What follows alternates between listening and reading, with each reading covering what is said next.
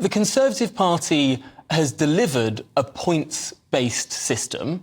You can no longer blame freedom of movement. You can no longer blame the European Union. The government is in control, and it's promised to get numbers down, and yet they've risen. Why is that?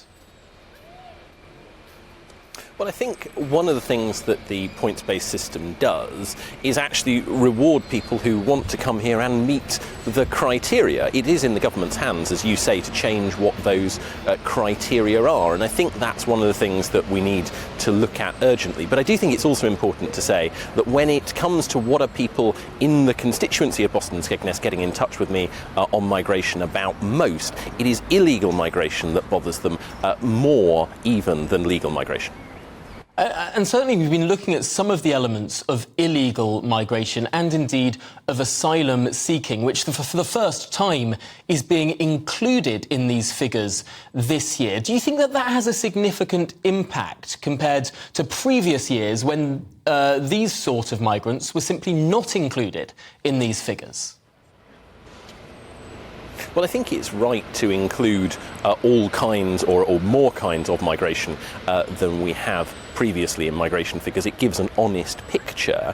And what that reveals, of course, is that there is a huge need within the UK economy for some forms of migration, whether it's in the NHS, whether it's in agriculture, in a constituency like mine. And what we've got to do is, I think, try and move towards a system where you've got higher skilled jobs and you're trying to eliminate some of those lower skilled jobs from the UK economy, whether that's through mechanisation, whether it's through changing how things are done. We've got to look at ways that make us less reliant on migration, because it puts such a pressure on public services and it puts such pressure on community cohesion as well.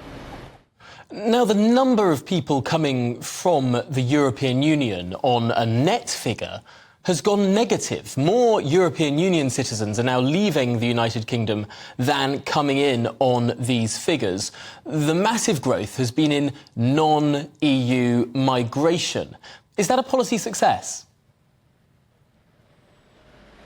Well, I think what it does show is that people from around the world, whether they be the EU or wherever, continue to want to come to the UK. On one level, that is an economic success story. But what I think we have to do is make sure that the criteria to allow you to come, now that they are in our hands, are tightened up. There is a possible version of this, which is very much a success story, which builds on the UK's reputation as somewhere that so many people want to come. But it can't be giving the impression that it is in any way an open door policy, especially now that we've left the European Union.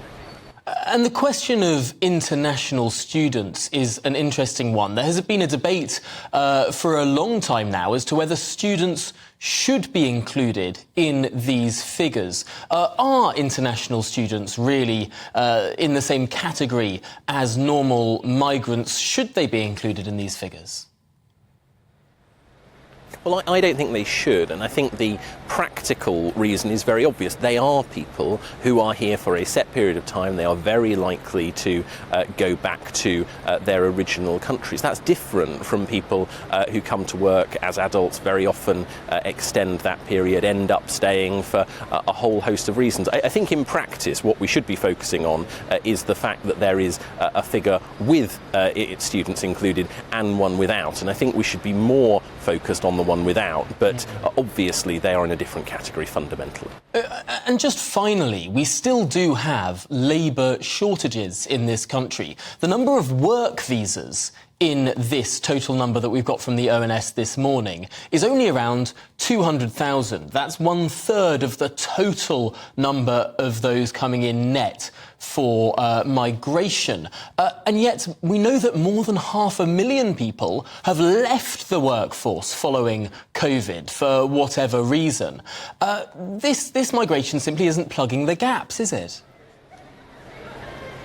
No, and that's the problem with the system that people, I think, were promised pre-Brexit and what we currently are delivering. That is something that you're seeing a real focus from the Prime Minister and the Home Secretary on fixing, so that migration is there to plug gaps. It's not there to allow people to bring in dependents who perhaps shouldn't be able to come to this country. So I think the direction of travel is the right one, but migration has to be, to use that take back control slogan, something that is within our own gift to use it to our best economic advantage, while also preserving some capacity, of course, for people from Ukraine, for people from Afghanistan, for people from Hong Kong and similar situations that might arise in the future. It has to be about a balance of economics for some people and, of course, preserving, as I say, that capacity for the compassionate response that we've seen across the UK in situations such as Ukraine.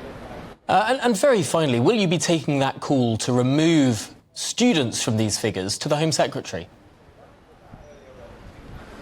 Well, I think, as I say, the important thing is to make sure that we're honest about the numbers. That means knowing what the numbers are without students included and focusing on that. I think it's important that we have access to both kinds of information, of course, but I do think, as I say, my view and the view that I'll happily communicate to the Home Secretary and the Immigration Minister is that the figure we should be focusing on is the one without students.